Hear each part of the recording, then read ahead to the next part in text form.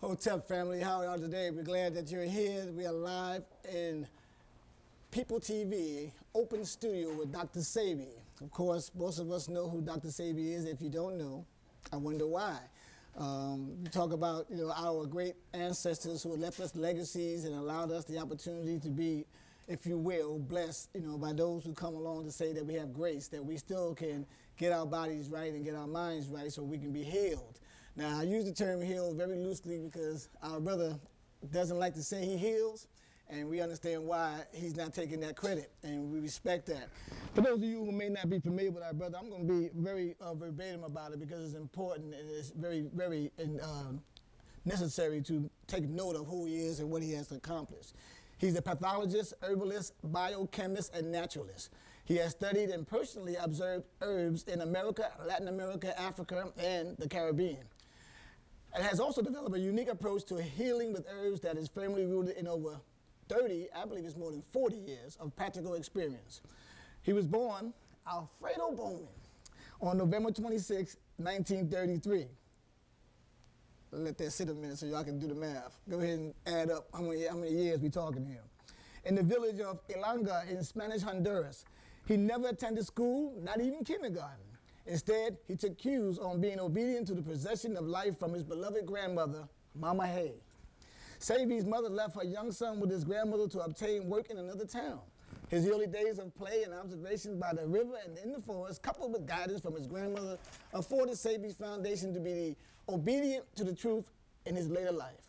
He came to the United States as a self-educated man who was diagnosed with, I want y'all to count these, asthma, diabetes, impotency, and obesity. After unsuccessful treatments with conventional doctors, he was led to an herbalist in Mexico.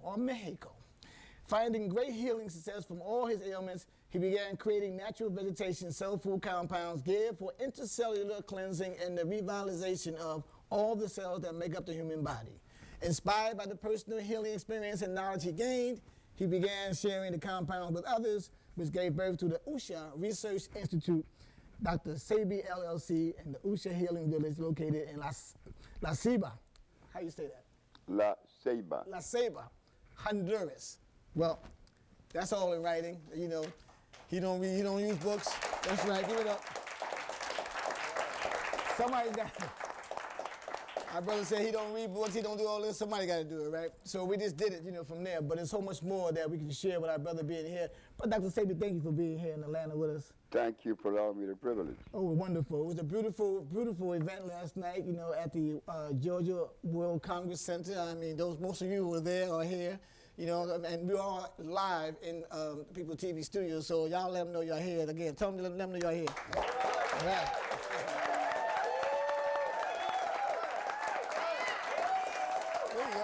There you go, that's right. Now, I show you there's a lot of folks in here. We don't do audience shots, so there's a whole lot of folks in there. You can't even get in the room. So, come on, y'all. So, Dr. Sebi, I want to say thank you. We have talked over the years on radio, RCI. I do radio here as well, so we've been talking for a long time about your journey. Your journey has been a very enlightened one and also a very focused one. You have come to understand the importance of what healing is, and of course that term is used kind of loosely because it's very much, the mainstay of what we call getting well, or getting better, or being normal, which is supposed to be the healing process. But one of the things I want to probably get you to really, in this time we have, is to talk a little bit about your successes and how you view those successes in light of all the things that people have to work with in terms of the food chain. The food chain is compromised. I just read an article just yesterday where it said that 80% or 84% of the corn is genetically modified.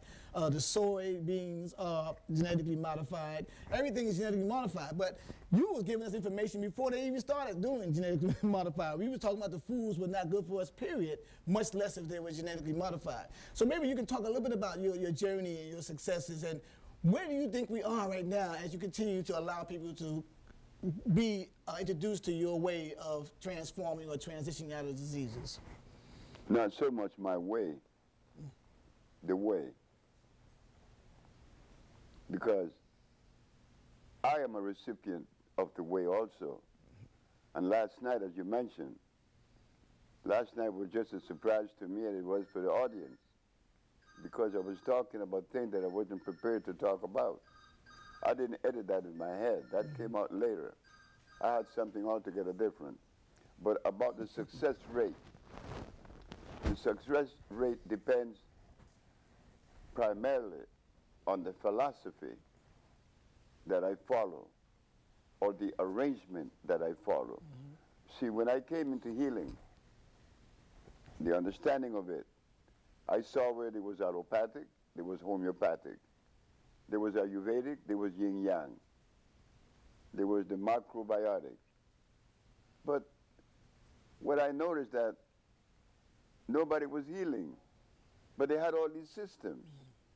But all these systems, none of them represented me. I'm an African, came out the jungle. Macrobiotic is Japanese. Ayurvedic is Indian.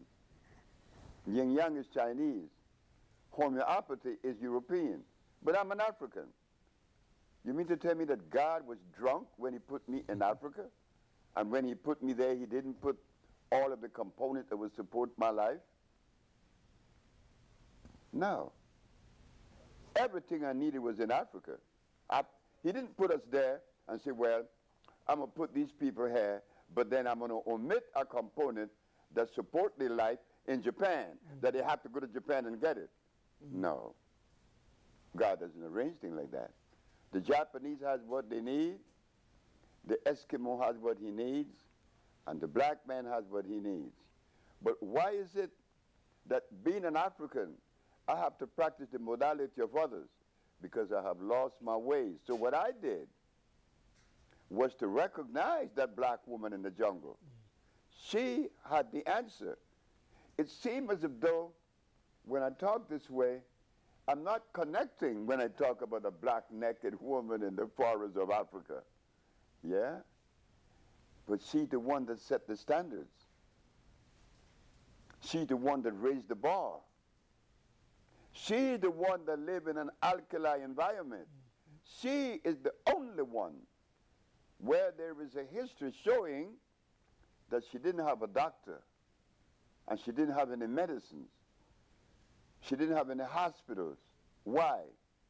She lived in direct compliance with the life process, in direct compliance with the laws of life, in other words. How could she be sick? How could she get sick? But now today, for us to turn our eyes towards Africa, it is kind of a tedious, because the historians, the anthropologists, the paleontologists, they wrote about Africa in a little funny way. Yeah, it was not too palatable. Right. So we, our children, have a tendency to believe in what they wrote about Mama, but not me. I was looking at something altogether different, because this woman here has the answer. Her environment was alkali. The body needs alkalinity. So I began selecting from the forest plants that were not made. Comfrey is made, echinacea is made, aloe vera is made, ginseng is made, peppermint is made, and soy is made. These are the very things that the herbalists today are using.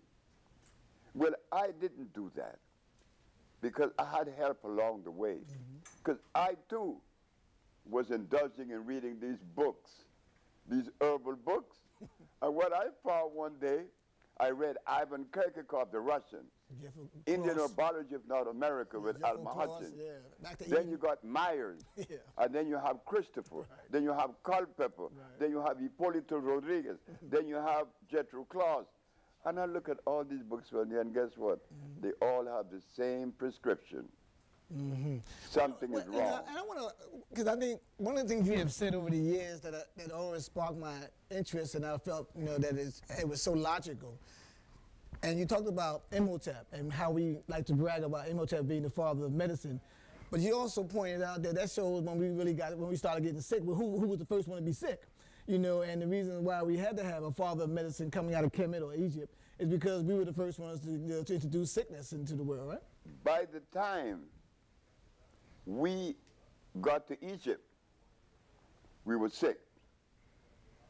Imhotep I was not the wisest man on the planet. This man opened the human body.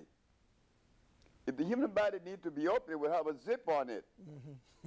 Right. So he was messing up. Right.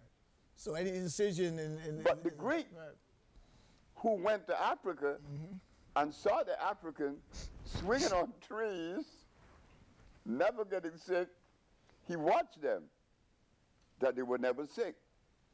But then he noticed that what they were eating was what maintained their health. And that's when he came up, your food shall be your medicine. Imhotep I was cool for the Egyptian. But we go before Imhotep I. Our life began long before there was an Imhotep. Egypt was already eating ducks. Egypt was already hybridizing animals. Egypt became a mixture of Greek, Persian, and African. And this is precisely why Cleopatra couldn't find a black man to marry. She had to go all the way to Italy, because she too was one. Because Italy controlled Egypt at some point. This is the thing about Egypt that is confusing with many of us. Well, with me, it was never confusing. Why? Because I could see realities in my face, and maybe I am interpreting this reality my way, and maybe so. But this is what I saw.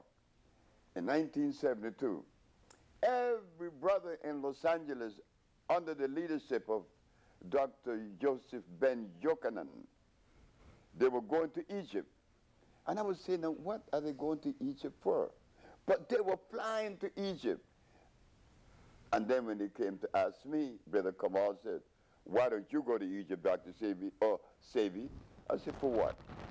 A bunch of stones? But they went, and they came back with souvenirs. But when I went back, when I went to the jungle, I didn't come with any souvenir. I came back with healing. I came back with Sia. I came back with Kankansa. I came back with Popa. These herbs are electrical. They assimilate. Those who went to Egypt, they came back with these souvenirs. Or a piece of rock. Well, who needs that?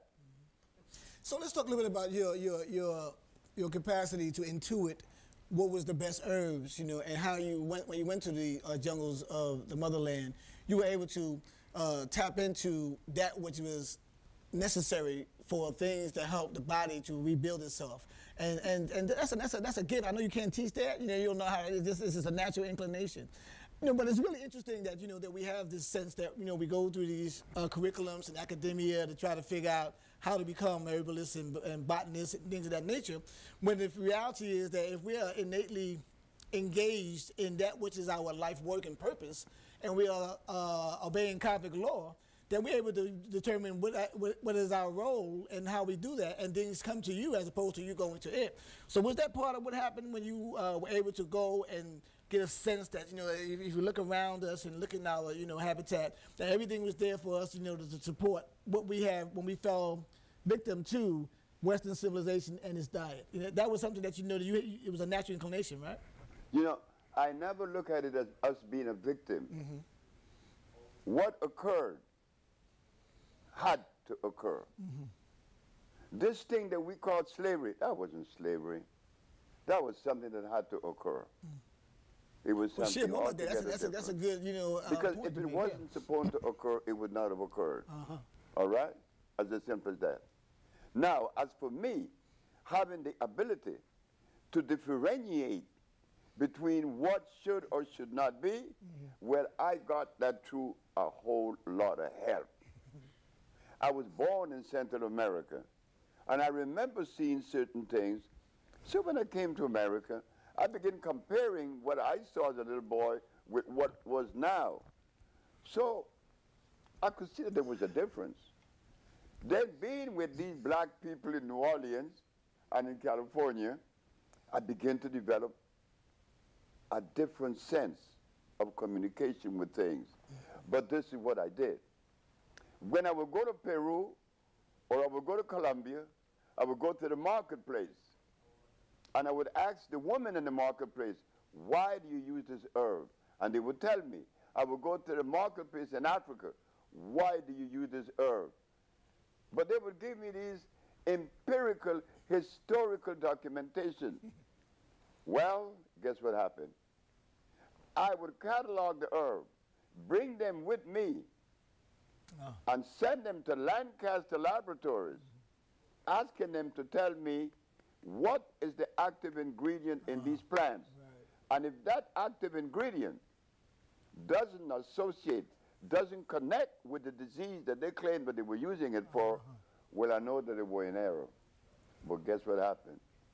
Every herb that I got from those people who we considered natives, indigenous, when the reading came back from the laboratory, they say, yes, the cancansa would affect you sexually.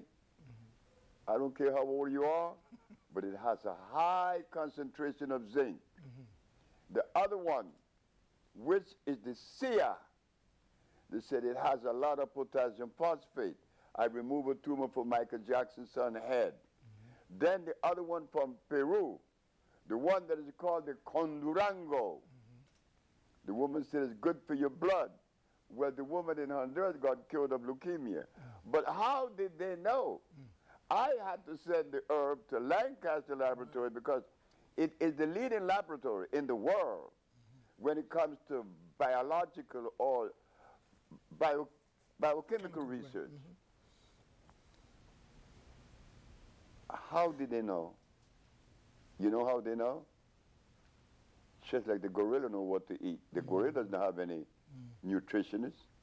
But you and I, who went to school, who were educated and civilized, we need a book to eat right. We want to worship God, go buy a book. You want to see your way through it, go buy a book. Well, how come these people in the jungle doesn't have all that? Book, right? Because they are connected. I don't care what degree you may have. If you aren't cosmically connected, you cannot see. You are blind. And you're going to make a lot of mistakes. And I saw many of us do that.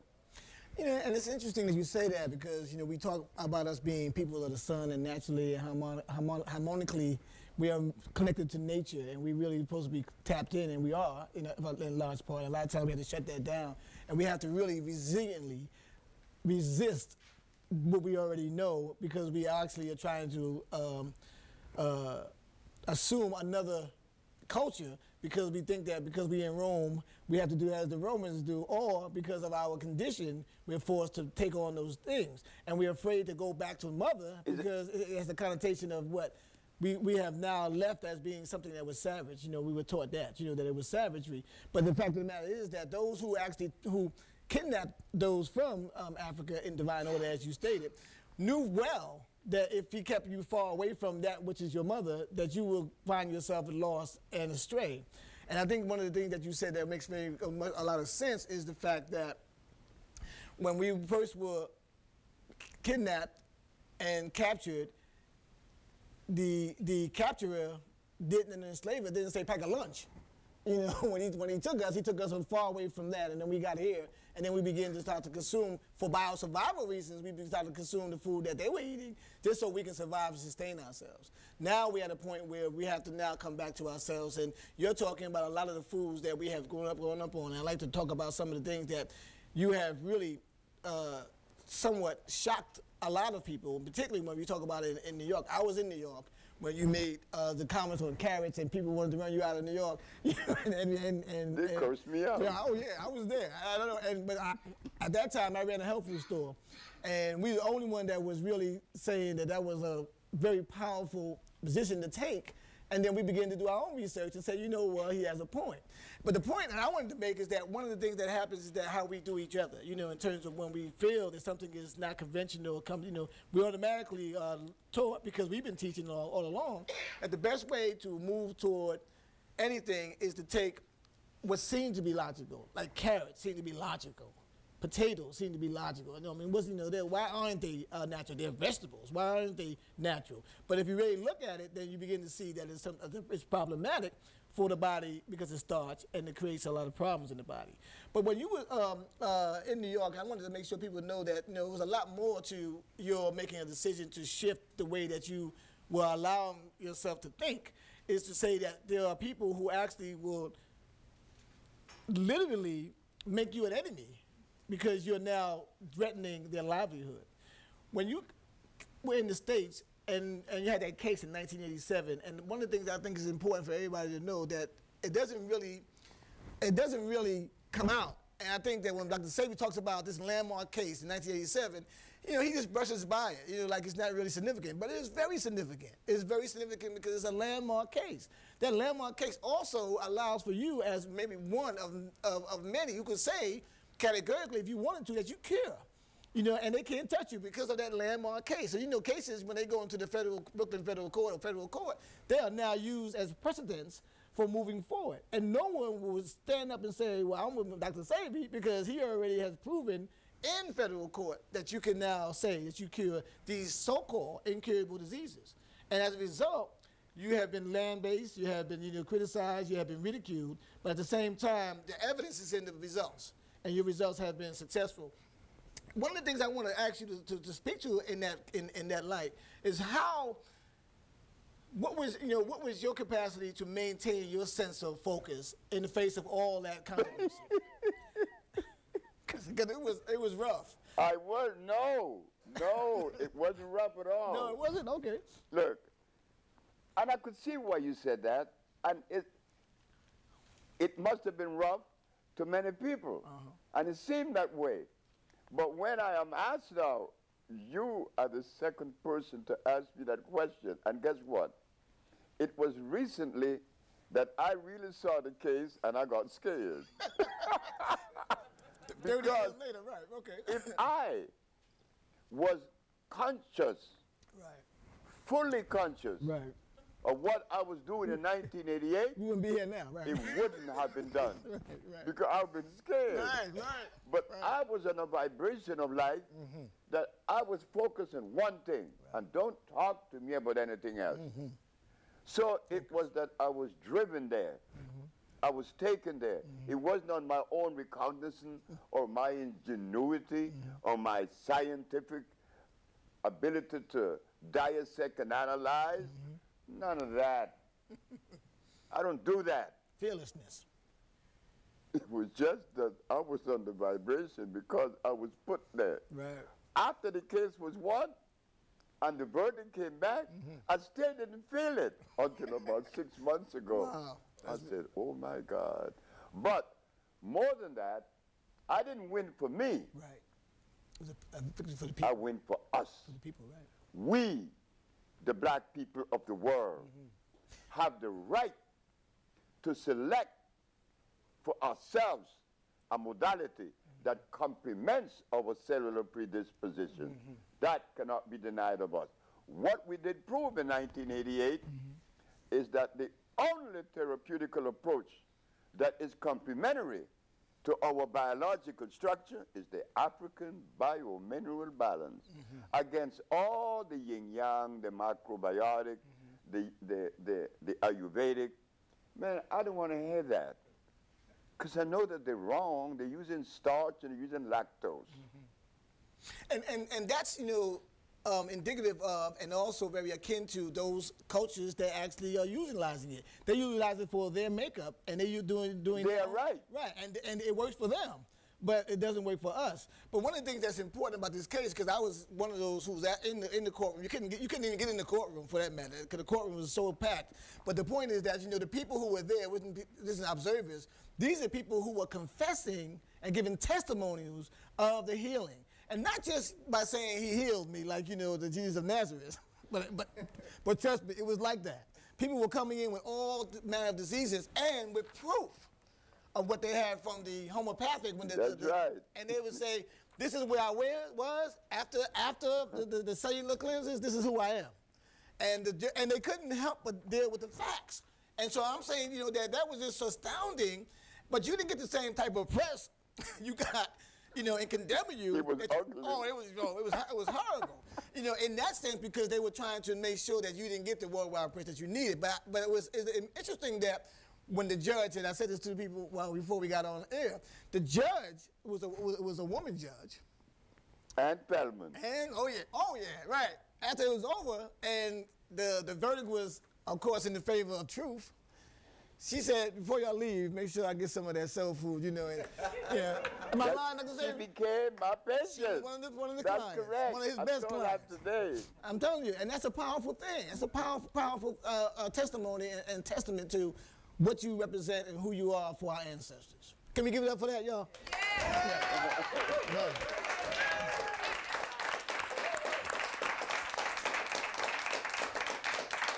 I saw a woman last night that I told something to, and she would verify this, and you guys have not a clue what I'm about to say. That case that I won was a powerful case. The white girl who liked me, and I didn't know it. She called me one night about around 8 o'clock. She said, could I come and see you? I said, yeah. She came over, Ruby. She said, you did something that has not been done, ever. Oh, yeah. Guess what? They already groomed a young lady to obliterate what you did. What you mean? He said, well, they already groomed a black girl, and they got a few leaders that is helping.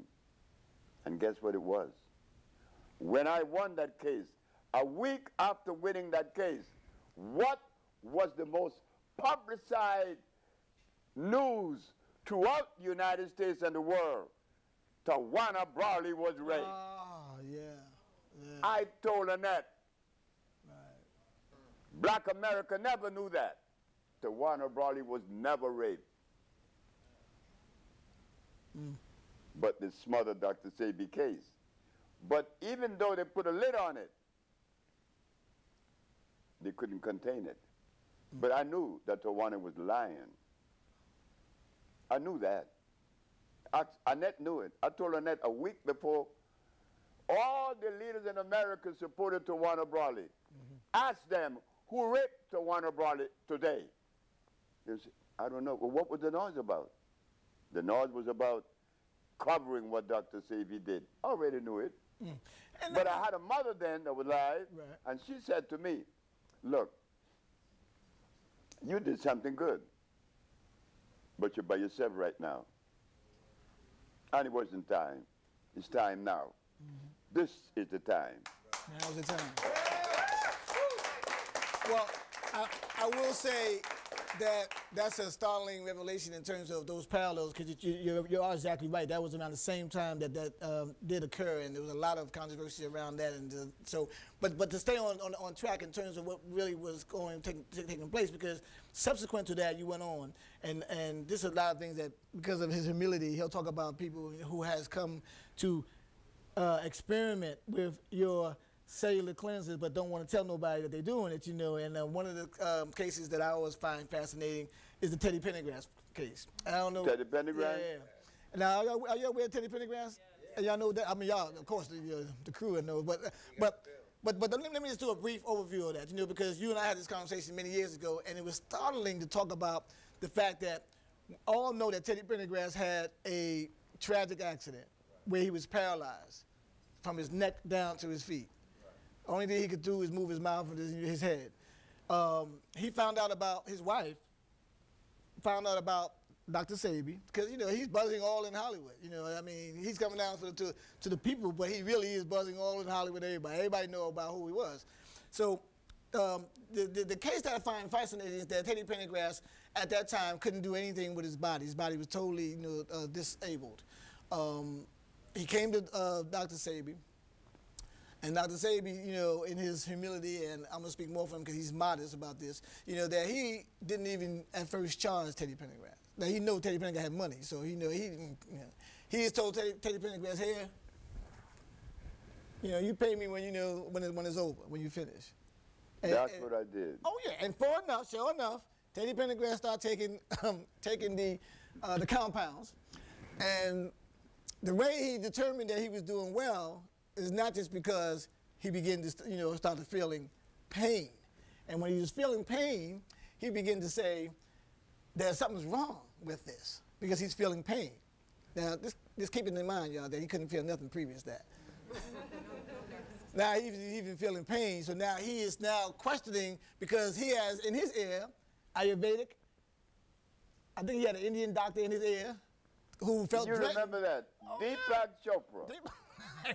I ain't want to name no names, but that's the point. Telling him that, you know, that it was something that was very suspicious, or because Teddy Pendergrass was funneling his money there but getting no results. No results. But Sebi comes along, says, I ain't worrying about it. You know, you go ahead, because you'll be back, because I know. Teddy Pendergrass began to feel and began to start moving around, and he began to start panicking, calling, and even to the degree that he was even very belligerent. And we don't want to speak evil of the dead, but this is a good case, you know, to show exactly why, if you don't follow your truth and your ancestors, you may not have your body to continue on this planet. And because that was a great opportunity for Teddy Pendergrass to show that he can come back home and he can also support that with our ancestors, he chose not to. That was a choice he made. You know, but at the same time, he also began to start becoming more sexually functional. So, right? So I know the story, you know, because as a man, you know, we got to keep those stories tight in our head, right? So, and it wasn't him that was excited about it. His wife was more excited about the fact than he was. And she was the one like, more, give me some more of that, you know, because they were not previously having any type of intercourse. However, Teddy Pendergrass began to feel pain and began to start saying that, you know, when he was actually now going to the bathroom, he was doing, it was too excessive because he couldn't go to the bathroom either. He was using, he had a little pouch.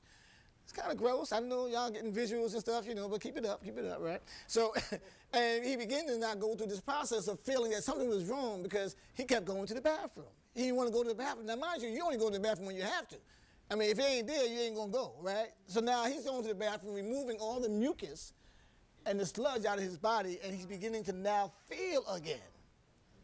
And he began to start saying to Sebi that, man, I can't even sit in my meetings because he wants to have these meetings because he's trying to do music, and he feels it's interrupting with his music, so he wants to stop taking the compounds, and he did.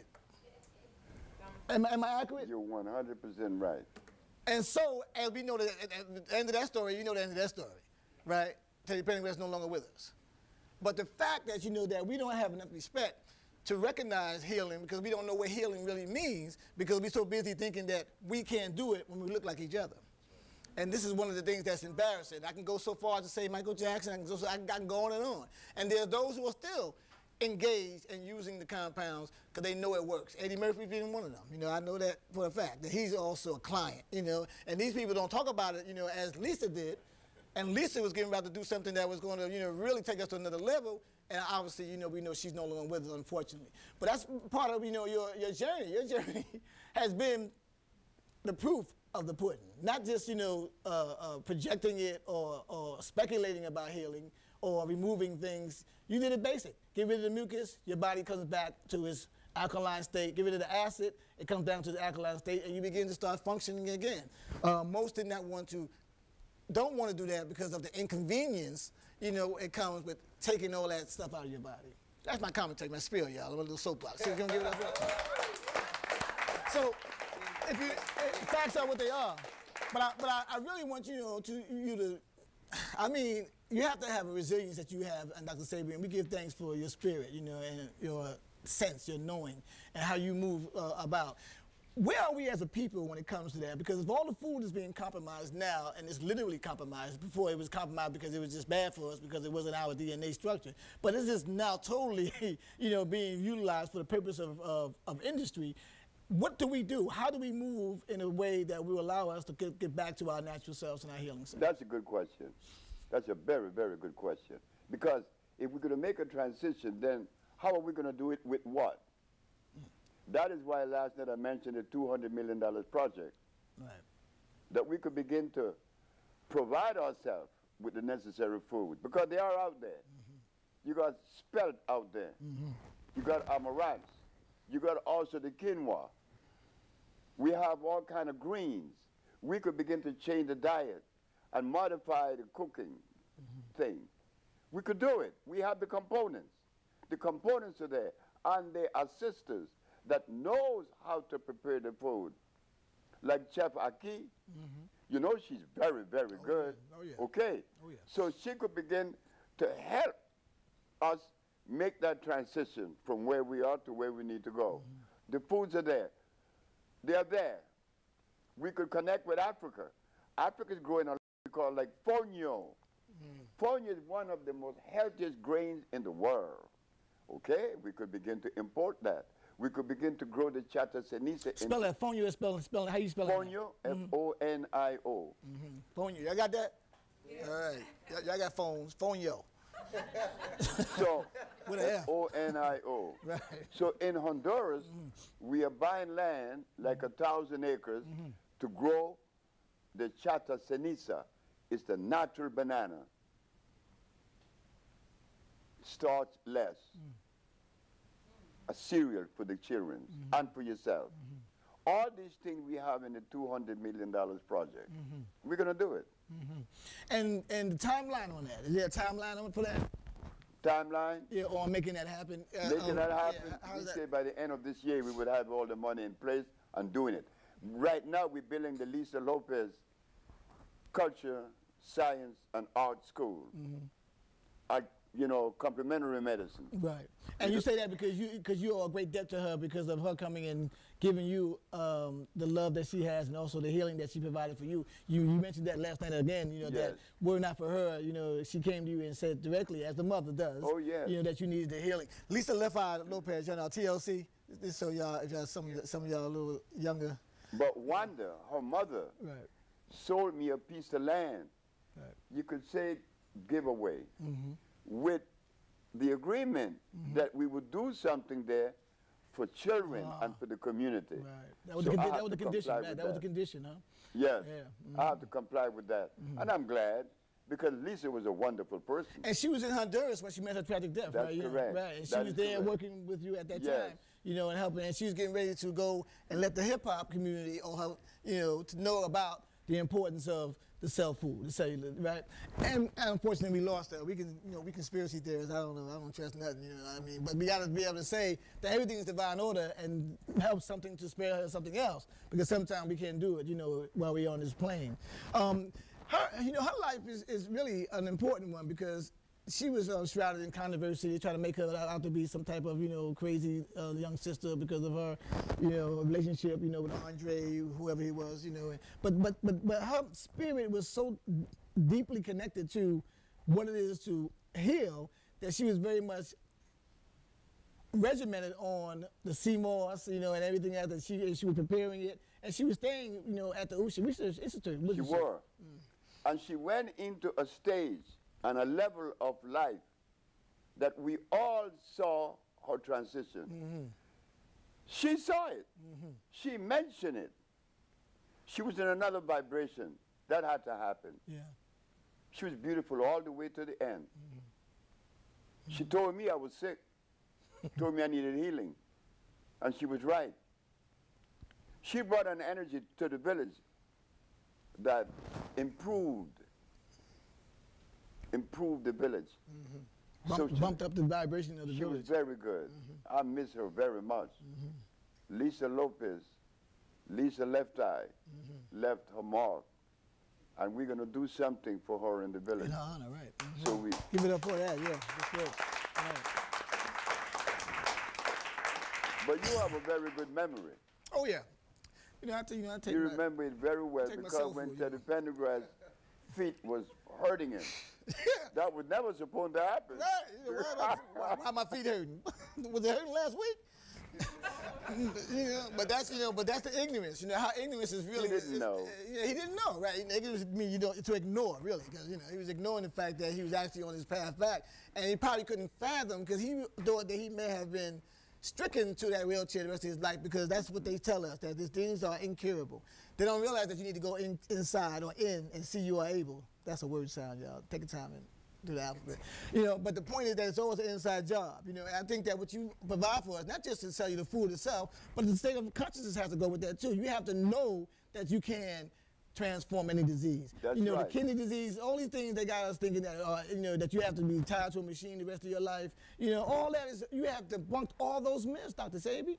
And, you know, and to really have you still standing strong, falling on your knees, showing off, literally. You know, you showing off, man. You know, you got us brothers sitting there saying, man, I ain't falling on no knees, not this week. But that's part of, you know, your spirit is resilient in the fact that we have to know that we have the potential. You are a good signpost for what we know we can aspire to be, brother. And I want to thank you for that. And thank you for giving us a living example of that. Because without examples, you know, we just, you know, it's just conjecture. You know, yeah, I hope I can grow up and go old and be 82 and have a baby at 11 months old and that kind of stuff, you know. Yeah, but I mean, you know, it's just thing you dream about, you know what I'm saying? But that's a powerful testament of your strength and your will and what the self food does, because you are a living embodiment of that. I got it from you. Again, I was on that vibration because I am the individual that didn't go to school. Right. I'm the individual that didn't have a future. I'm the individual that didn't even care about a future. So why did this happen? Right. It was supposed to happen. Oh, yeah. Oh, It's yeah. as simple as that. It's the grace. Not that I'm wise, Yes. because I don't have any wisdom. I don't know what wisdom is. People tell me they got wisdom and knowledge, but I made it through and I missed it. Yeah, what is that?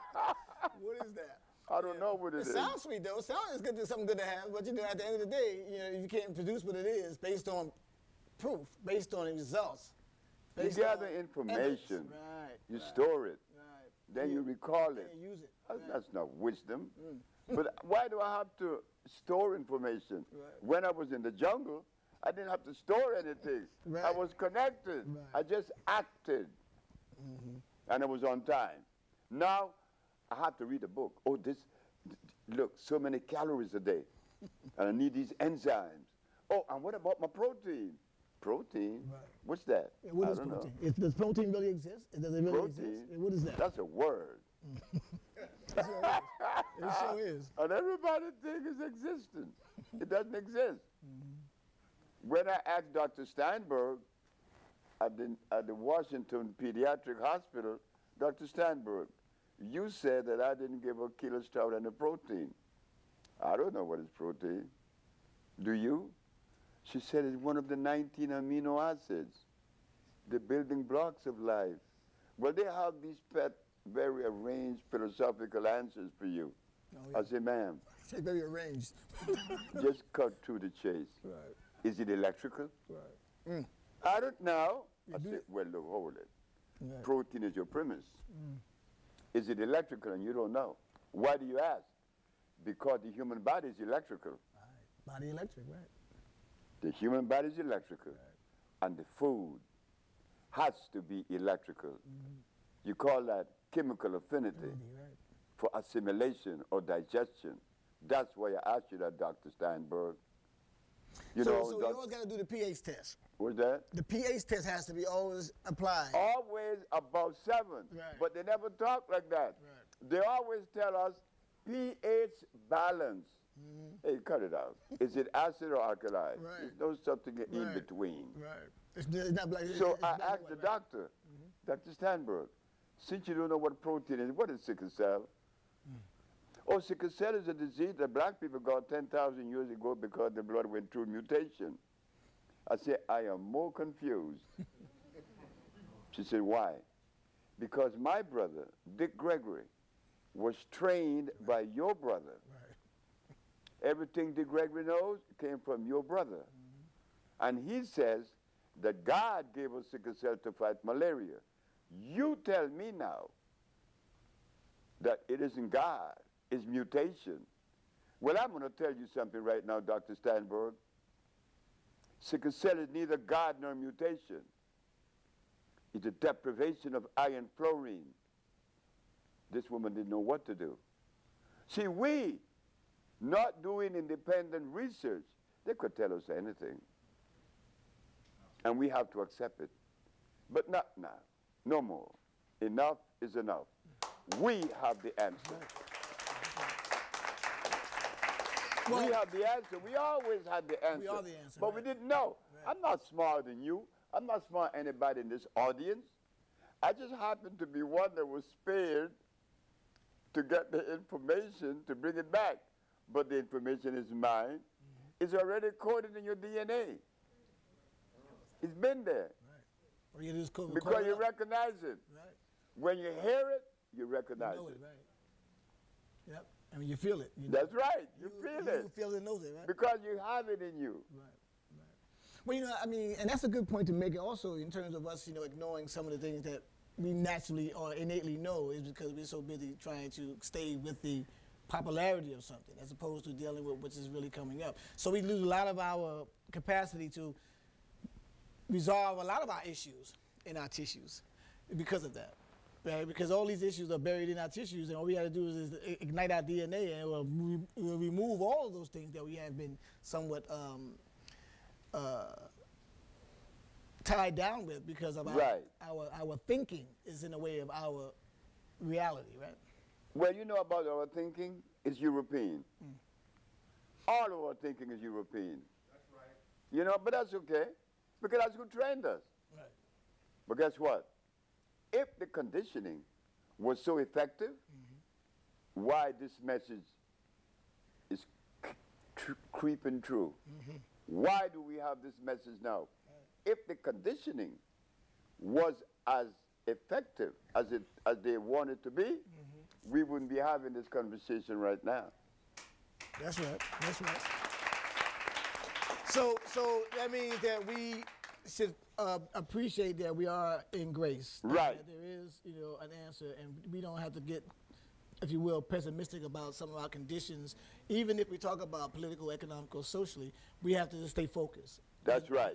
And respect our mother. And stop beating up on ourselves. Right. Stop beating ourselves up. And Mama, right. as you said, she's number one. She's the one that set the standard and raised the bar. Right. People misinterpret her. And we help to perpetuate that myth. No. Mama was impeccable. That's why Mama didn't have religion. Mama didn't have a Bible. Mama didn't have a church. Because Mama wasn't sinful. Not being sinful, she didn't need to save her soul. Now, we are civilized, and we are sinful, and we have to pay to save our soul. Okay. Well, and I think that, you know, everything has to be bought and sold now. That's what's based on the whole world of time. Everything is money. Time is money now. Everything is about, you know, a purchase, you know, and I think that we have been so bought and sold, you know, many times over.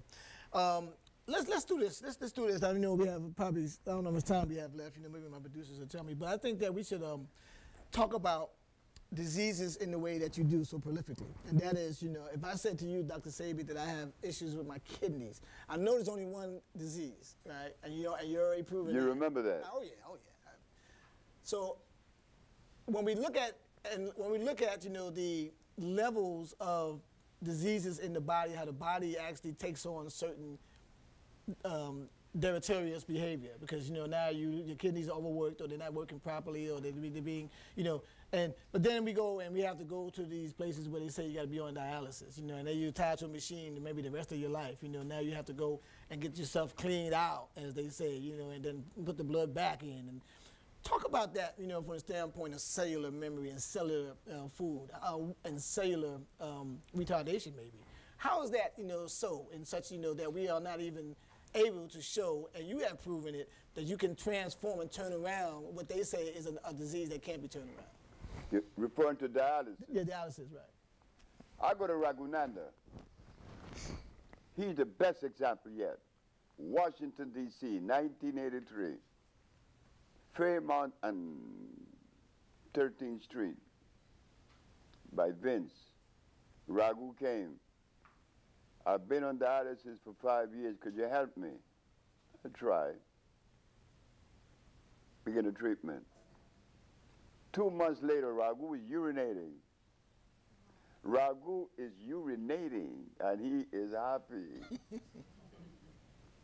Ragu urinating this month, next month, the following month, 3 months, 4 months. On the 5th month, Ragu tells me something very crazy.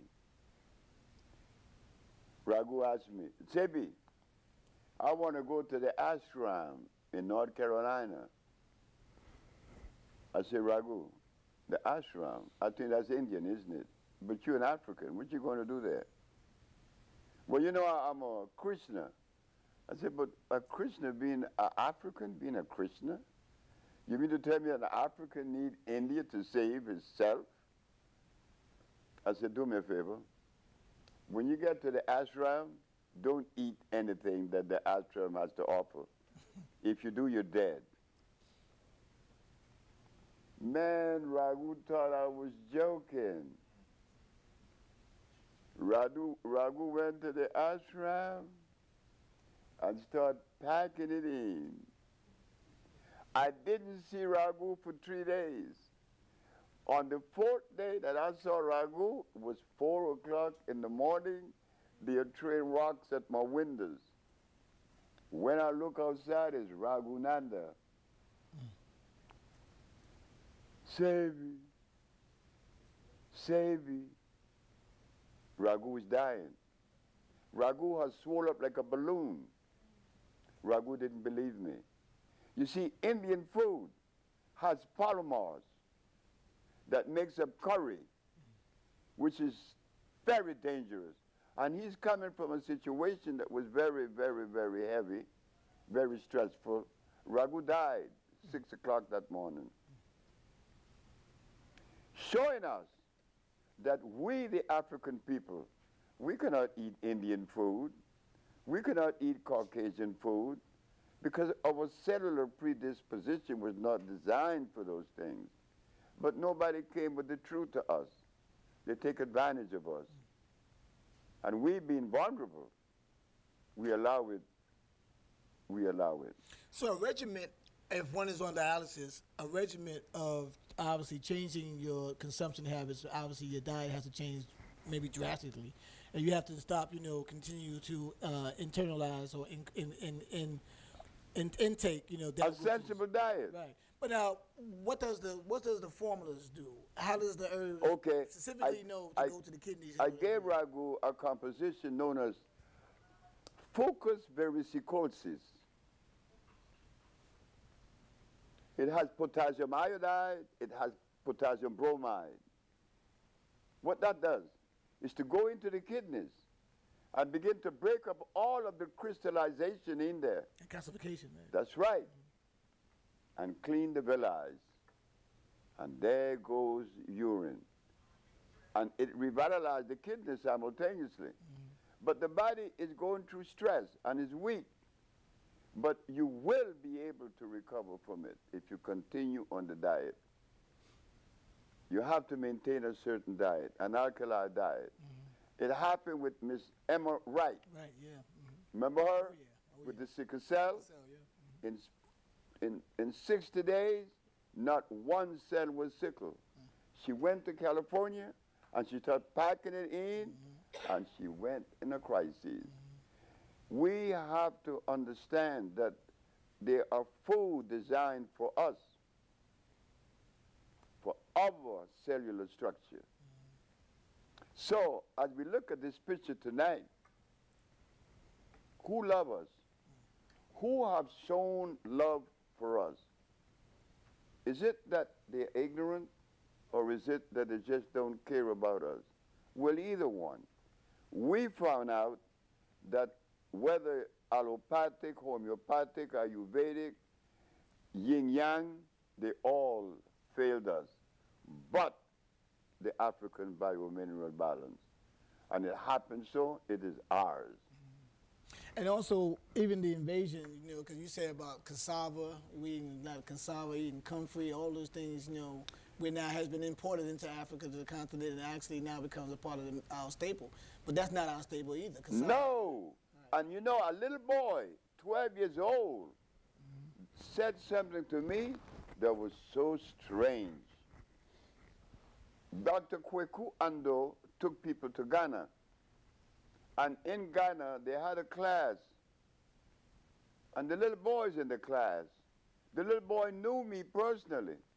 So when Dr. Kweku Ando was talking about cassava and the usage and the benefits of it, the little boy said to Kweku, Dr. Kweku, Dr. Ando, Dr. Sebi teaches that cassava has cyanide and starch. Oh, don't listen to him.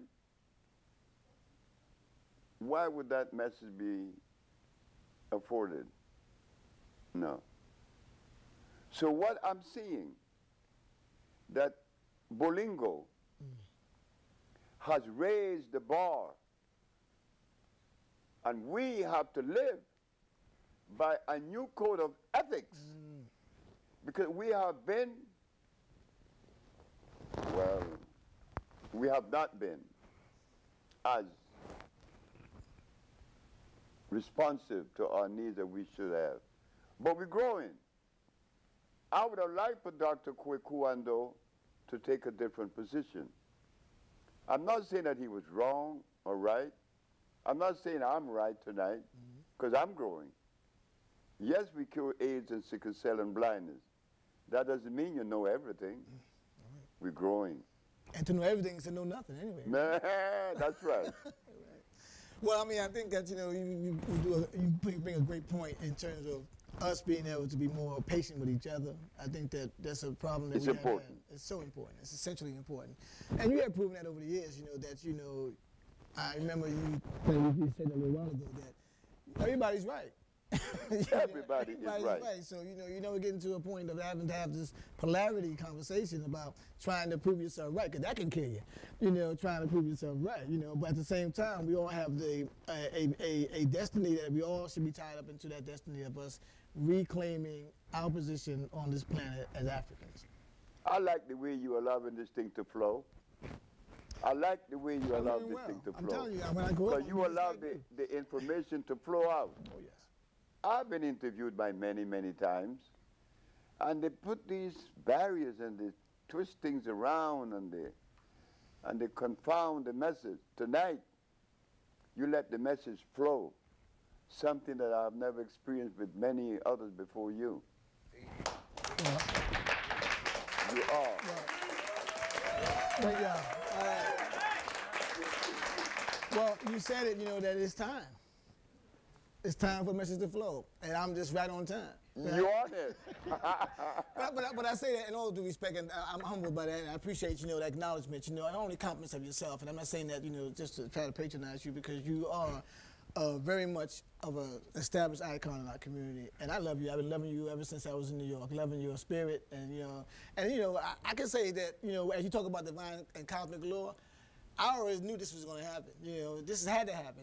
And I think that it's important, because of the respectability that you have already claimed. Yes, last night, that was a testament of your work. To have that Congress hall filled the way it was. I mean, you have to give yourself a round of applause for that, because that means the people are ready, and they're receptive, and they're ready to listen and hear. When we've been dodging and trying to avoid it. So what we're going to do, because we're running out of time for this segment, we got a little more. We're going to get some of our audience, because I know last night some of you, I heard y'all in the hallway talking about, he didn't do no Q&A. I wanted to ask him a question. So we may get a chance so you can ask some questions. Are you willing to stay here? Yes, for some sir. questions?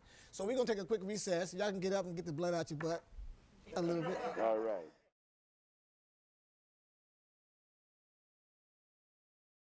Welcome back. Welcome back, people. We're having a good time. Give yourself a round of applause. We're having a wonderful time here. Not only having a good time, but we're being edified and educated, and we're also being enlightened. And that's important for us to really come to a journey. And you talk about 500 years of this journey of us trying to figure out who we are, and the way we figure that out is how we eat. Because they say you are what you eat, right? So we have to come to grips and realize that that's a serious statement. And it also speaks to a lot of why we're still crazy as ever and still having all these problems. And because Dr. Sebi is coming to say, well, we need to make another decision.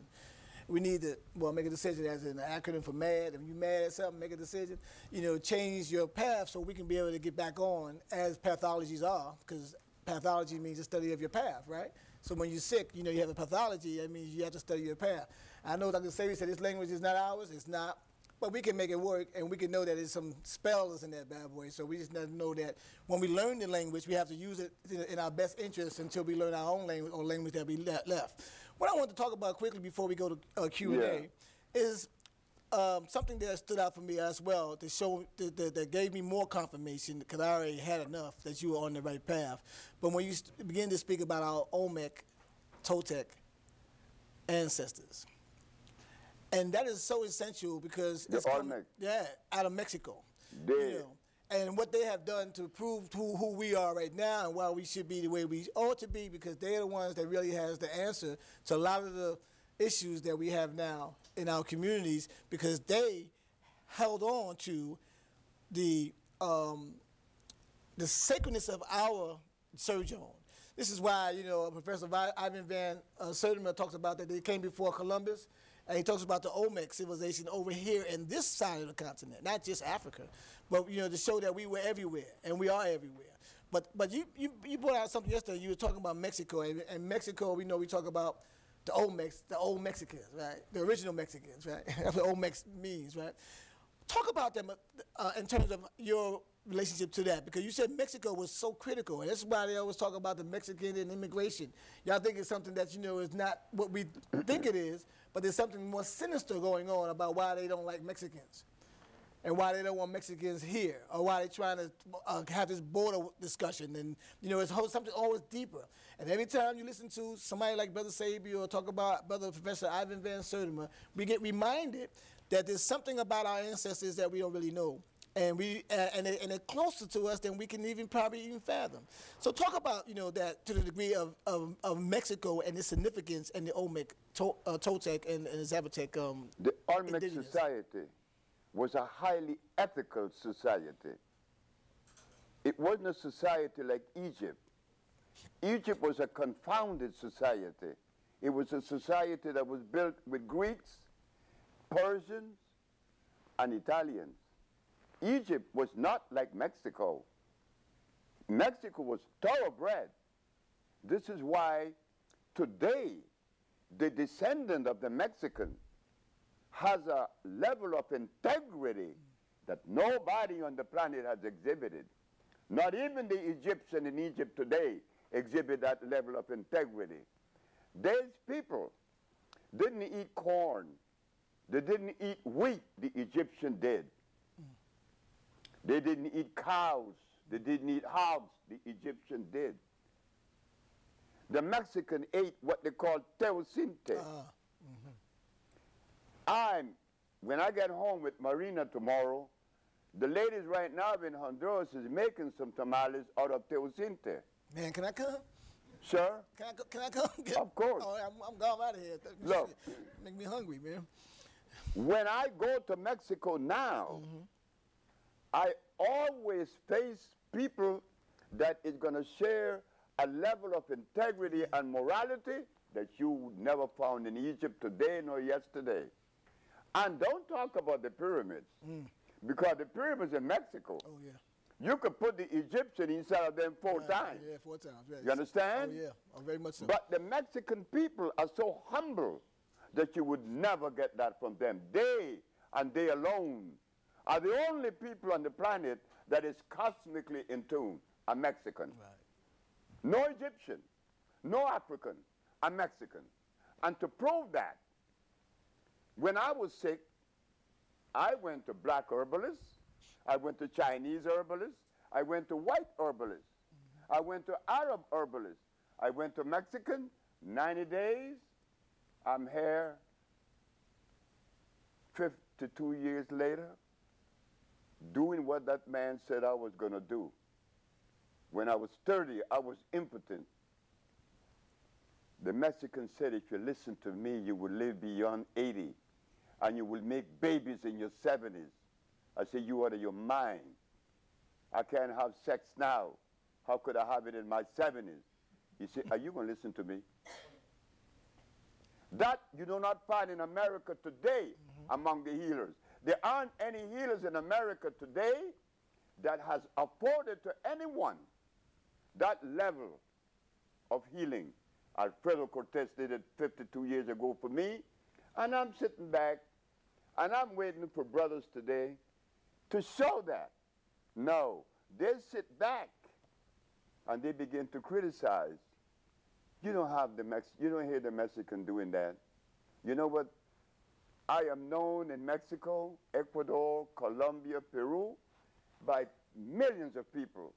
Never a negative comment about Dr. Sebi. Call him and you see.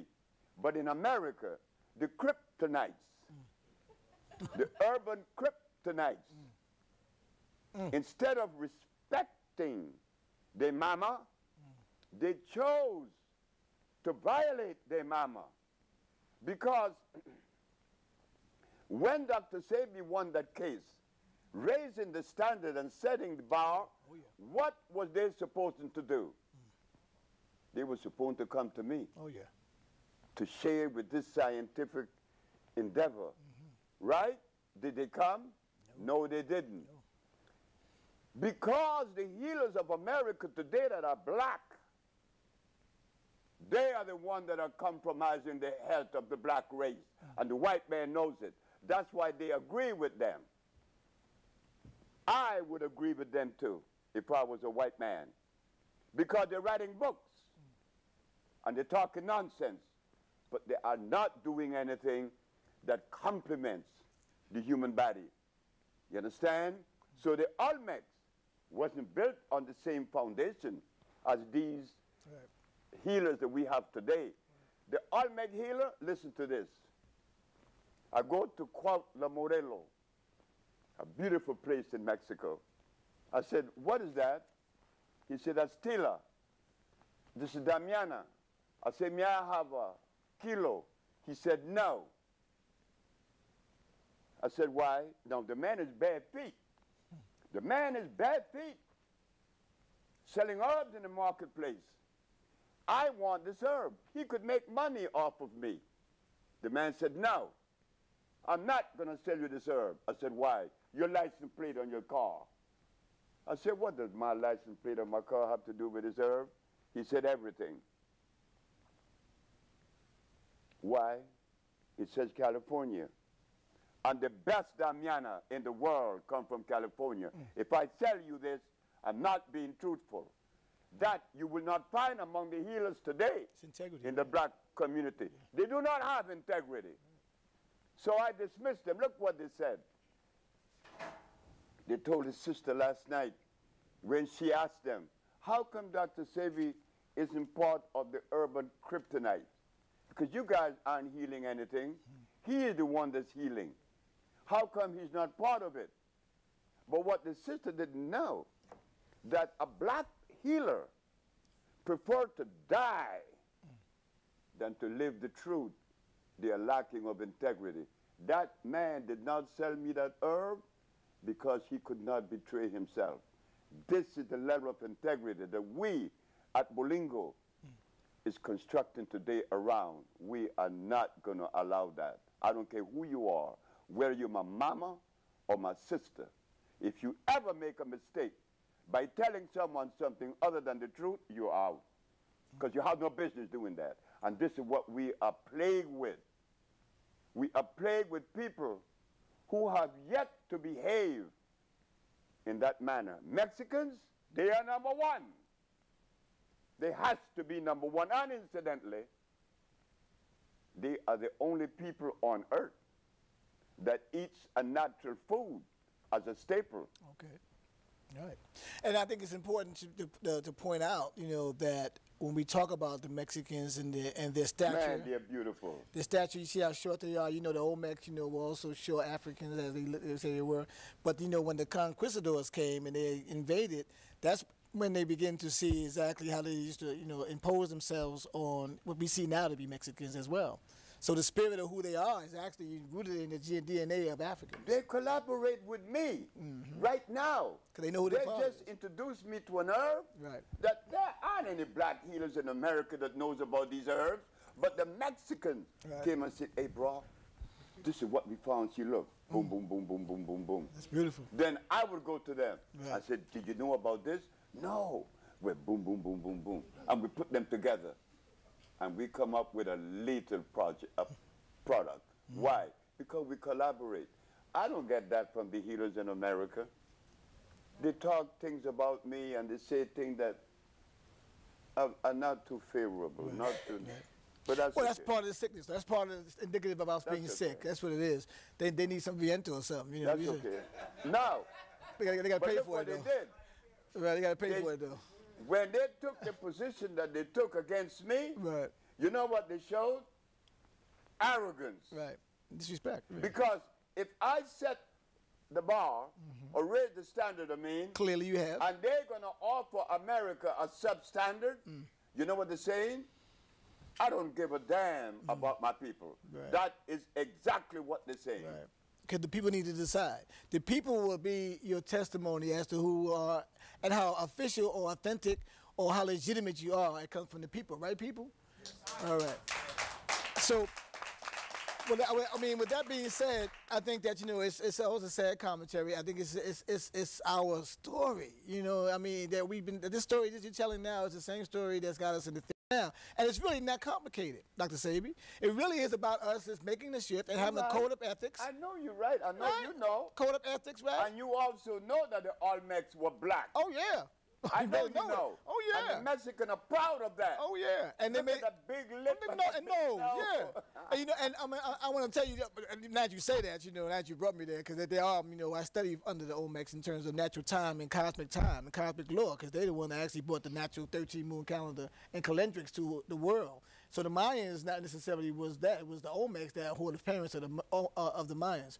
But I want to say also, if you notice that in Egypt, you know, when you see the monuments, they got all their noses blown off, right? And the lips blown off and stuff. You see how easy it was for them to do that? Alexander the Great did that. Right, but you ever see an Olmec face head with a thing blown up? Because they ain't got that much ammunition. They don't even bother with it. They rather bury it so you don't see it before they can try to obliterate it, you know, with their ammunition. So that's also another sign of knowing that Olmecs, and they were wise enough to know that when it was time for them to discover, uncover, or recover our natural legacy, you would find that the Olmecs, you know, are those, you know, who stood up against all the invaders. And that's why the Mexicans are this focal point. Same way with Haiti. That's why they're the focal point, because they are the warriors who took no mess from any invaders. And we want to give it up for our Olmec ancestors, you know.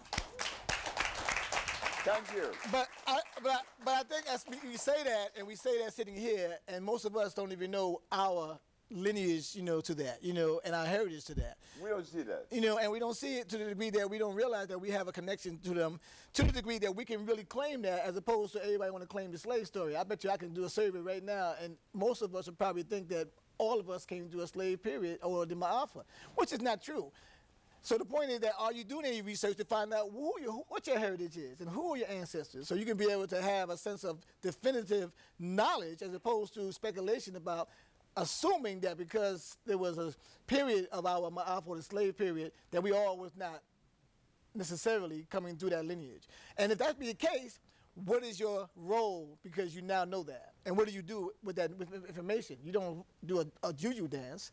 You know, you decide what you're going to do to support those who are still in ignorance, who may not want to support that which is obvious. And that is, you know, a brother who's doing healing by proof, not just by conjecture. And again, I just can't say enough how much we got to give our brother a round of applause. Not because he needs it, because we need it. We need it. So now, Dr. Sebi, all that's said and done, and you know that you're a firecracker, you know, and you upset people, and people don't feel good around you, because truth. Upset people. Yeah, truth make you act like that. So I'm saying to you that, you know, we have, you know, we're in a very auspicious time, because you said last night about the paradigm shift. Now, and that's very much, you know, where we are. You know, we have to change the way that we have been doing things because we can get different results that way, right? How much of that is what you're offering when you go to these cities? I understand that you're on your way to Memphis. Memphis is next. The next stop is Memphis? Oh, yes. talk a little bit about, you know, what your next stop is, because don't leave us here in Atlanta because we need it. I love Memphis. So we all don't want to follow you to Memphis. We want to be able to have something that we can have here. How do we root ourselves in the wisdom, not the wisdom, in the information of Dr. Sebi? See how you get it? Once you get it, you got to shift it. Right. So the information of Dr. Sebi, so we can be able to know that you left your mark here and it's being effective and it's being utilized as you move throughout the planet geographically. What do we do before you go to Memphis? What do we do here as you go to Memphis? Because you already made an impact. As you can see, people love you. I was telling Mr. G and Urel that we need to open a place in Atlanta. Because what I felt last night was more than I've ever felt in the years I've been doing lecturing. I felt a love that I never felt before. Tears came to my eyes last night. And it was funny, when the audience got up to leave, and I look at them, I didn't see a crowd. I saw one energy. Oh, yeah. One energy. Yeah, synergy, yeah. It was so beautiful that I was overwhelmed. I'm going to tell you the truth. I was overwhelmed with Atlanta last night to show the beauty. Oh yeah, we the it. You know, and I ain't from Atlanta, but I'm gonna say we are the it. You know, we are the place. We the stopping ground. This is why the Russian that's in the village right now asked me, why do black people have leaders? I said, I don't have one. I came up my mama and that was it. All right? That's right. He said, because I tell him, because the leaders in America have misled and continue to mislead people. This is why in the healing fields, I am a living testimony as to what a Mexican could do. There isn't one black healer in America today that have done for anyone what a Mexican did for me. So when I talk, I want to talk on a level that we could raise our present position, because it's not too cool. Right. Well, you know, the vibration has already been raised, though, Dr. Sebi. But last night, yeah, it was phenomenal. I felt you guys last night. It was phenomenal. I have to come back to this place. But I'm going to Memphis on the 21st of March. Oh, yeah. And Memphis has given me another level of vibration that I remember and I love. So we're going to Memphis. Yeah. Memphis is the scene of the crime. That's where they kill. We're going to Memphis. Yeah, My sister kill out Dr. King. Yes. Yeah, and they need a vibration raised over there as well and get some healing over there so they can know exactly how sacred that is, because he gave his blood on that soil, you know. So, again, but yeah, that's right, give it up for that, right. But again, you know, we want to know. I know that I did a little hodgepodge there, but I really want to come back to a little bit, because we're going to have some Q&A in a little while, because before you know, I'm going to be getting those signs from my producers that it's almost over. But I want to be able to, you know, make sure we're clear. People may be listening and watching for the first time, don't know anything of you, you know, and we need to make sure that people realize that we're not just having this conversation with a kook. And maybe so, maybe it is, you know, because we need kooks in our life so we can get right. But the point is that there's something that we need to talk about in terms of people really who are out there really suffering from disease and illness and ailments, and they really truly are suffering. And that suffrage is really it's hindering them from being a part of the collective so we can get to our liberation, our self-determination. And that, we need everybody. Everybody is needed. So when you say you see one line or one energy, one synergy, that's so essential to us having a critical mass to turn this thing around, right? You know, that's right. And so when you're seeing that audience out there, you're seeing that this is part of that critical mass that you want to do, particularly with your project of the $200 million that you think we need in order to pull us over, which is really pennies, it's pittance, you know. I mean, it's not a lot. $200 million ain't nothing. I think that, you know, is it $400 million or $200 million? 200 million. 20 million, and it was $200 per person, something like that. You know, yes, exactly. I mean, that's really pittance by far. You know, we paying $200 on cable. Y'all know y'all do, right? So the idea on your phones, your gadgets, you know. But I think that it's important for us to talk about the healing for our audience. You know, our audience, you know, is the people. This is People TV. You know, and for full disclosure, I'm the president of People TV, and I really am honored to be that. You know, I want to say that, you know, that having this at our helm to use it as an access as it's supposed to be, because it's public access to reach our people who are watching this, the elders who are watching this who are ill. There's probably some 80-year-olds saying, he 82, you know, and they probably suffering, wondering how you got to 82 and you're doing so well and so prolific and so strong. So I want to be able to try to, you know, maybe as brief as we possibly can. I know it's difficult to be brief, to talk about these other diseases. You know, and when you say you cure cancer, it's not just something you're just throwing out there. You literally have rid the body of cancer. We've been taught and we've been said that cancer cannot be cured. They got cancer institutes. They got pink months where you wear pink, breast cancer. You know, all this is going on. But you have also shown that you can eradicate disease from the body. Cancer is one of them. AIDS was the biggie. You know, when in the 80s, AIDS was one of the major ones. That, in fact, most of the assays that came in the court was about AIDS. You know, when they were first getting the HIV or whatever the case may be, and they were showing the T counts were low or the T cell counts were low. And when you gave them the cellular food, they had a couple of weeks, they came back and went to their doctors, because the whole thing is that when you go to Dr. Sebi, he don't tell you to start going to your doctor. He says, go to your doctor and let him take the test and then get your result. Don't tell him what you're doing. Don't tell him what you're doing. Just say, and they think it's them, you know, and they'll look at you with raised eyebrow, but that's what was happening. You had the actual diagnosis that said that you are HIV positive, or you got the AIDS, or you got cancer, or you got sickle cell, and when Dr. Sebi gives you whatever the cell food that he's talking about, the formulas of our ancestors, you know, then you come back and you go back to the same doctor and they start saying, well, your T cell count is going up. You know, so so the point is that we need to let people know that if they really truly love themselves, as they should, then they will want to seek out that which is going to be effective and gives them results, as opposed to them being tied to pharmaceuticals the rest of their life, thinking that this is what they have to do because this is how you deal with the diseases, because they don't have no cures, because they're inept, they're incompetent, they can't cure disease. So when we talk about cancer cells, the mitosis, right? That's what mitosis, right? Uncontrolled mitosis. Uncontrolled mitosis. So that's something that you have also effectively dealt with, because talk about mucus. Talk about why mucus is everywhere. Talk about the blindness is mucus. That's that on the eye when you have what's the eye disease, y'all? Glaucoma. Thank you. Glaucoma. Right. Cataracts. The cataracts. Right. You know, that's mucus on the eye. If you got, you know, cancer of the lung or whatever lung, that's mucus on the lung. You know, if you got bronchial whatever, that's mucus on the lung. If you got kidney disease, all this is the one culprit is mucus. Correct. And all you do is take the cellular memory of the organs that come from our geographical location, and it goes and it targets the mucus, cleanse the mucus, and then also at the same time rebuilds the cells. That's right. So you're the doctor.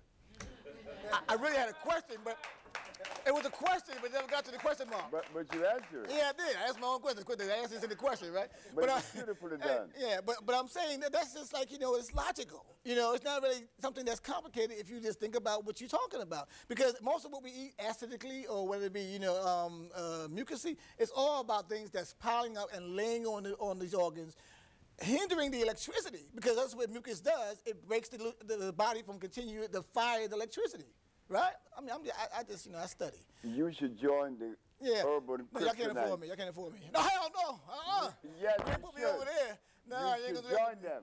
Yeah, Sebi. To tell them exactly what you just told me, tell them Sebi and said. show them that. I'll tell them Sebi because what they are doing is compromising the community. Yeah. We don't want that anymore. Right.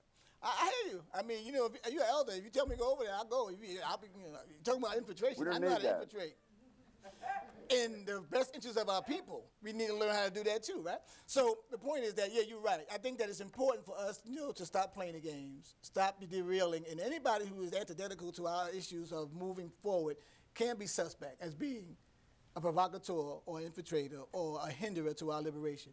That's just plain and simple. You know, basically we're dealing with logic. So, brother, you know, I don't need to go over there because I've been independent most of my life and I don't need the drama. But I'm saying to you, I will go on the record and say that I know firsthand of your work because I've been following you ever since, you know, you have come to America in the 80s when you were in the 80s, back in the 1900s, right? You know, when you were in... You were very young. I was a baby. I was... Well, I mean, this is really designer. I'm still young. This is designer white. You're very young, I said. I said very young. You're still young. I'm still young, right? As you are. You like right. Mr. G. Right. Yeah, Baba G. Right. But I'm saying to you that, you know, I learned early because I ran a health food store at a young age. You know, so I was, you know, in my early 20s when I had a health food store, and we would carrying and dealing with some of your product. We're the only one that would do it, because everybody was like, that's not true. So I'm saying that we need to make sure that you get the representation that you require, not because you desire it, but because it is yours to have because of your proof. As you said, you set the bar. You set the level of us having to go up against that. What do you think is going to be important for us if we understand the significance of your arrival, your presence, your presentation? What is it that we need to do? I mean, what is it? If you were to give us instructions, I know you like to say that you don't do that, I'm not me, but I'm going to ask you specifically for instructions. What can Atlanta do as we say you're going to build something, we should build something here. What are we going to build here? What is it going to be that we're going to build a health center, where in that health center, all of the components that you need to revitalize the body would be there.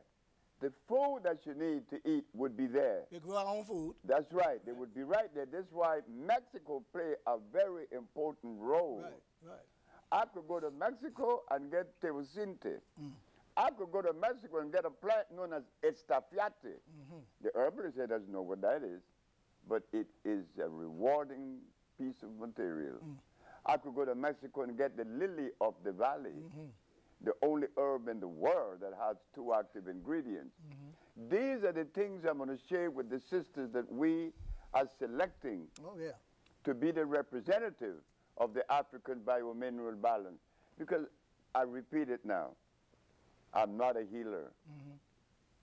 A male cannot be a healer. It's a female. Right. So whenever a man comes tell me that he's a healer, I know he's lying. It takes nurturing. I cure AIDS, I cure sickle cell, but that doesn't make me a healer. It's much more than that. So we want to do something in Atlanta and in Chicago and in Memphis and in Detroit and in Los Angeles and in New York that would represent that which really is complementary, not alternative. Right. Beautiful. Can we give it up for that? Yeah. So I think, can I get a time check from my peeps? Where my producers at? So we know exactly how much time we have before we start doing Q&A. And this is live, y'all. We can do this like that. This ain't, when you own it, this is how you do it, right? Oh, what we got, Mike? How much time we got, Mike? Oh, cool. Y'all want to ask some questions? Yeah. All right, let's do it. Line up around. Mike is over there. Mike, our operations person, is going to let you know how to do that. So come around. Don't come in front of the camera. Don't try to, eclipse us up here, go all the way around that way. And ask your question. Let your question, and please let your question not be a commentary. Let it be a question so we can get more questions. And Mike, are we getting calls? Are we able to get calls too? Yeah. Okay, good. How you doing, brother? I'm doing well. Hello, Dr. Sebi. It's good to see Yes, you. sir. Because you have raised the bar and you set the standard so high, I really don't want to study with anybody else. My spirit's leading me on a similar path, similar journey, and I want to do something very similar. I can't hear you too well. What happened to the mic? Yeah, that mic is for us to record, but I'm going to tell you what he said. I heard him. He says that he don't want to study with nobody else. He wants you to be the person that he studies with or under, and his spirit is telling him that's where he's at right now, and he wants to. Is there a question to that? How? Absolutely. How? And what's my advice? What should I do? Where do I go from there? Well, the Bolingo project divided into 2 segments. One is the healing part, and the other is the electric organic agriculture department that we will be doing as males. I would love to do that with you, my brother. Of course I would, because we know that what we're offering is what we need, and that we never had it before. That's right. Give it up for that. Yeah. Okay, you will. Thank you, brother. And I'm sure, brother, Dr. Sebi's team is here with him, so you can get with one of them, and they'll tell you exactly how you can follow up. How you doing, brother? Talk a little loud. My brother, how are you? Okay. It's good. Thank you for your energy. Quick question. Let's take a vegan that's a power lifter or someone that's an athlete. What's your take on products such as, diatomaceous earth, chlorella, probably like black rice, not the brown rice, white rice, but the black rice, and maybe like bee pollen and things like that. Certain stuff that, that's bee out. pollen? Yeah, bee pollen. Okay, bee pollen. Today and yesterday, I share a honey with some of the people in the audience. It's an alkali honey Right. that you do not find in America. Okay. Why? Because the bee that makes the pollen that you're talking about is a hybrid animal. It goes in a box that they prepare for him. It's a farm, right? If you take a pH of that honey, the pH is 4.8. If you take the pH of the honey that I gave the people last night here, and Mr. G was one, it's 9.8. So the pollen from that bee is alkali. Okay. And they call that Morocco. The mole is a black bee. What's the different than The black rice, Wanique? the black rice, that is something made by Chinese. Okay. We don't want that. Okay. That's acid. Okay. Chlorella, that's artificial also. Okay. So all three that you mentioned are hybrids. Okay. No good. Even the diatomaceous earth. Which one? Diatomaceous earth. Comes from the Diatomaceous diatom that earth? yeah. What is that? It's basically like it has silica, 70% silica. yeah, silica, It comes from an ancient seabed where a particular species of it's a type of bug. What's can someone help? Does anyone know about diatomaceous earth? Yeah, that's it. It's like fossilized shells that have sulfur, and it's not a hybrid. I just heard a lot about it, but I'm curious to see what you thought about it if you heard about it. It's Sounds. When we finish here, we will respond to research that. that. okay, Yeah. okay, Okay. yeah. Research that. All right. But where's the origin? I'm sorry. Where's the origin out of where? It comes from the sea, the bottom of the seabed. So it comes from an ancient, at the bottom, like I think bed? 5,000 years ago, this particular fossil fossilized, and now you can. You see, when something is fossilized, it's what you call an oxide. Yeah, I'm Right, sorry. right, You right. want a vegetable state. Right. That's what I wanted to say to talk to you after the talk. Absolutely. Yeah. Okay. Yeah, Okay. we don't want oxides. Okay. It's like some people take seashells Right. and grind them up for calcium, Right. but that's an oxide. It's dead. Oh, I got you. Right. You want calcium from the plant, from the ocean. Alive. Sea moss. Alive, right. What about And shilajit? those. Like shilajit. That's why Chondrus crispus, Okay. and they're good. Okay. All Yes, right. sir. Thank you, brother. Appreciate that. Thank you for your. Thank you. Thank you, my brother. Thank you, sir. Next. Greetings, Dr. Sebi. Hey, raise your voice so I can Okay. hear you. All right. I was at the lecture last night. Thank Yes. you so much for this message around self-love and love of our community. And I really want to ask you about water, because when we think about our community, right, and we're using tap water to cook with our food, and some of us may not necessarily, not coming from a poverty mindset, but from a reality of lived experience, some people may not have the resource and the ability to afford alkaline water, right? So can you talk about some practical solutions for us as we think about how we have to bathe in this water, brush our teeth in this water that's coming out of the tap system, cook with this water? What can we do to transmute this water that we're cooking with so that we can raise our vibrations for our body's health? I would recommend that you buy distilled water to cook with, Okay, not to drink, okay. to cook with. Because distilled water has a pH of 7. It will rob you of your minerals.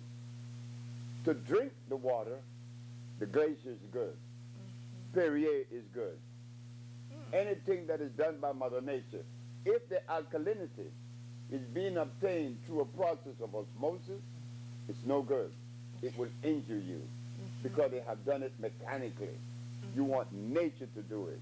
This is why in the village in Honduras, Mr. G was saying to me tonight that his knee, he had to go and see a doctor for years with his knee that was paining him. So my daughter told Mr. G to go get in the thermal water, and Mr. G could not believe how could this water do all of this because of the level of oxygen. Water needs to have a high level of oxygen. What we intend to do in the $200 million of the Bolingo project, we buy a refrigerated boat. To do what? To bring from Honduras the water we are talking about, to supply this region, the west and the east, the north. Yes, water is important. Yeah, indeed. Yes. Okay. Very important. Thank you. And there's also some information that I'm going to share with you before we leave out. There's a sister here who could probably help you with that, you know, because we got some good. We have other people who are doing some great stuff, you know. So we'll talk about that before we leave. Okay. Next, you know, thank you, sister. Greetings, brother. My brother, Respect. I think I know you. Yes, we do. Good to see you. Yes. I just a two-part question, but very brief. What? And I apologize if I'm asking something you spoke about because I got That's okay. late. What would you recommend for people who are growing food in the city? What kind of foods would you recommend for us to plant? And the second part of the question is, many people have shared with me the thought that it's almost like an abomination to Mother Nature for me to live in Atlanta, to say, and let me send to Nigeria or Mexico or something for some food, because the thought is that nature always provides everything that people need in their locale. So how would you respond to that? How do you feel about that? Well, if you equate us with this environment, I don't think it would be correct, because we are not from this environment. We are from the African continent. That's why we have to bring things from other places that correspond with our DNA. You talk about growing food? Yes. Guess what? Do you know I have to go back to Mexico again? Do you know that the Mexican people are the only people that produces an organic, 100% organic fertilizer? Yes, the Mexicans. And that's what I'm using in Honduras now to grow my food. Mexican organic fertilizer, free of the aluminum, free of the other damaging minerals or metals. Yes, it could be done, but again, we have to bring the family together in a collective way to share information. I travel a lot, but it's only me. Now there is Orel and Mr. G, and there is Marina now, and there are Jordanos, and there is Yesenia, that makes up the Bolingo family right now. There will be more tomorrow, but then I have to be careful in selecting people that are going to be members of this particular family, because we were taught about integrity. We talk about morality. I cannot build anything with sick people. I could build with sick people because I'm one. But not when you're very sick. But what you ask is important. Power, right? And that we're going to bring Wow. to America everything that you talk about. Right. Yes, we can. Thank you, my brother. Thank you. Thank you. Thank you. Any more questions for the brother? I think we got a couple coming up now. All right. Hello, Dr. Sebi. Yes, sir. Great to meet you. Thank I've you. been following you for about 25 years. My question is, Dr. Sebi, is it possible to be rich and wealthy without destroying the environment? That what? Is it possible to be rich and wealthy without destroying the environment? Yes. And if It's so, possible. could you tell me how? Thank you. Okay, good. Next, another question? Come on, bro. Yeah. Peace and blessings. I'd like for you to elaborate on melanin, on how we can maintain it, keep it healthy, and the importance of melanin as far as African Americans. Reason I'm saying this is because I'm familiar with some people who are actually doing some work with it, but when I talk to the average everyday person, they don't know what the importance of it is. And I guess another thing I was thinking about was the importance of magnesium in our Magnesium. foods. Yeah. So if you can just touch on those two, I'd appreciate that. Magnesium is a very important mineral. It's a mineral that addresses the central nerve system especially. Magnesium also works with calcium to strengthen the bones. But when we talk about magnesium, magnesium is found on the planet expressed on two levels, one oxide, one fluorine. meaning that the oxide is the rock that has magnesium. Fluorine means the plant that has magnesium. So naturally, we would consider the plant because it has what? Carbon, hydrogen, and oxygen. It's alive. The magnesium is alive now. It would assimilate. Yes, brother. Next question. And before you, let me just do this phone call first, Bob. Before we got a call, Mike. Yeah. This is live. Yeah, it is live. Oh yeah, in living color. Hello, this is Patricia Creighton. How you doing, Brother Sebi? Hey, Patricia, how are you? Thanks for calling. And Dr. Sebi, I am so honored that someone texted me to tune into the show tonight with all the knowledge that you have. And you spoke about bio-mineral balance. And I wanted to know more about that. And they put up your email address. So I'm going to go to that also. But I just wanted to hear about the bio-mineral balance. Bio-mineral balance. The bio-mineral balance. I want you to expound on that a little bit. Expound on the bio-mineral balance. You know, I don't like doing this tonight because I shouldn't be the one addressing this. This should have been addressed by the healers who are in Atlanta for the last 100 years. So tonight, we have to dispel the myth. We have to address that which should have been addressed already, because it only means that the race was suffering. Right. The bio-mineral balance, the African bio-mineral balance. It's a therapeutical approach that considers in addressing pathology on two levels. The intracellular chelation, meaning those are big words, man.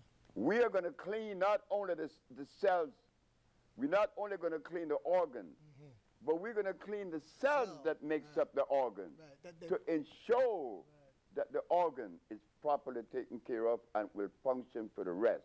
Because the organ regenerates itself. Once the cellular seat is back in order, then it will take its own course and do its natural healing. Correct. Right. And this is precisely why I want to make you all aware tonight of something that you guys may have overlooked and might not have noticed. Right. But on my products, it says natural vegetation cell food. There aren't any other product in America that could advertise such a thing. Ours are the only cell food in America. Well, if you sell something other than a cell food, what are you selling? What are you selling? Right. You're selling nothing. Right. Because it has to assimilate. Right. The other part of the bio-mineral balance, beside the cleansing, is revitalizing the cells of the body that has been eroded by the presence of the disease that you so beautifully talk about, the mucus covering groups of cells. When the mucus cover these groups of cells, kills the electricity. They erode. They go to what you said, mitosis. In removing the mucus, we have to have this group of cells to regenerate again. If they're in the lungs, we're talking about sulfur. If it's in the bones, we're talking about calcium. If it's in the brain, we talk about carbon and copper. If it's in the prostate gland, it is zinc. So we have to understand the ABCs of healing to properly address a disease. That is the African bio-mineral balance. Well. What you say? We got a few minutes left. Make sure your question is succinct so we can make sure we get the answer. If not, the brother's going to be here, and when we go off, you can still have the question answered maybe afterwards, but it'd be good for you to answer quick. Okay, Bob, answer your question. Okay, yeah. I just have a real quick question, Dr. Sebi. Speak up. Yeah, raise your voice. You did say that you wanted to come back to Atlanta. Yes. I think everybody in here has the same question that I do, because we would like to see you here constantly. And I'm just wondering, what are you doing in June of this year, like the second week of June? And see his people. I want to invite you got a back call? to Atlanta, and so whoever I need to see, I want to know exactly who I need to see. I talked to Okay. some of your people last night. That's my question. Thank you, Bob. And that's a good question, but you can always see his people. His Brother, team right thank up front you. here. That's a great question. Thank you, my brother. I love you, man. I like your image. Come Yes, on, sir. buddy, Thank folks. you. Come on, Thank we you, are my running out of brother. time. Yes, We're running sir. out of time, or clock time, that is. Go ahead, buddy. Yes, folks. Dr. Sebi, my quick question. I'm part of one half of a family that's expecting a new life. We're expecting a baby now. And you're speaking on us being of African descent, dealing with the foods and everything that is according to our DNA. So what would you recommend for a family who's now expecting in order to get the nutrients that the child needs even in the womb on the cellular level for us? Well, I just got a little boy born, and he'll be a year next month in March. And I have a little girl, 4 years old. You know, she'll be 4 years old next month, Taiwa. Naturally, with the little understanding that I have, I will share it with the mothers. Iron, that's all. Don't worry about the rest. Iron. She could take iron, and drink sea moss. And time to have the baby, she gonna stand up without no pain and deliver that baby in your hand, because I did it many times with my wives and my babies. It's easy. Don't worry about it. This is why we want to come to Atlanta. And Lisa Lopez's brother and her sister would like to collaborate in developing this holistic, not holistic, that's crazy, because holistic medicine offer all kind of garbage, complementary center, right? And right there we share information like this with your wife. And there would be other ladies there sharing with her. That's what we had in New York. It was so beautiful. We want to bring it to Atlanta. Thank you, my brother. Love you, man. Love you. And we can do holistic with a W, because that means a whole list. I see a whole list of stuff we need to deal with. So we do the W in front of the holistic, so we can make it make sense. Go ahead, yes, brother. Dr. Sebi, the question is food, dealing with the foods and stuff. I know you've done your research as far as pH and so forth and what we should ingest, but my question is, how do we identify some of the foods, you know, independently of, you know, coming to you constantly with updates on the, I think it's a information sheet that you put out. Yes, with the food. sir. So how do we begin to do independent research, basically? Okay, all right. You want to answer that, or you want to wait? Or You know. You got 3 minutes, so you know we got 3 clock minutes, so you know how. So go ahead. To do independent research, this is precisely why I said we need to open a center here, that when you come, we could share information, right? How to go about doing the research, like buying certain, like a pH tester, right, or litmus paper, and you could begin to test it, but you have to go through a process of getting the right culture. Right. All right? But we could do that for you. Right. Okay? And you know what? And I want you. I'm sure, but that we got the camera on these people who are asking these questions and see exactly how active they're gonna be. You know, with that what she's giving as a solution. So we're gonna, you know, got you on record, and we'll be going back to the videotape. You know, when people say they want, you know, these answers and they want to get engaged, that's fine. Thank you, brother, for your question. We appreciate it. Brother, thank you very much. Hey, Dr. Sebi, quickly, before you leave, we really are running out of time, but I want to ask this quick question. You can answer it, you know, briefly. But the prostate, and you talk about the prostate with zinc. So therefore, any issues with prostate, whether it be cancer, whether it be all these issues that we have, men have in terms of, you know, the virility, you know, or the impotence, you know, mostly you were talking about rebuilding and reinvigorating the zinc intake, right? Zinc is necessary. Right. Is that the primary source that you should pull from, or is there any other source you should pull from? No. Zinc is it. That's it. And done. So listen. Zinc, here we come. All right, so I want to say, Dr. Sebi, thank you for your love, for your time, for your energy, for your support of the people, and for answering your call and being obedient to that call, and to really, truly, for supporting us. And we appreciate you, and we appreciate your love. Can we give it a round of applause for our brother, Dr. Sebi? Do better than that, y'all. Love you. All right. I want to thank you for everything, and more than that. Thank you, brother. All right.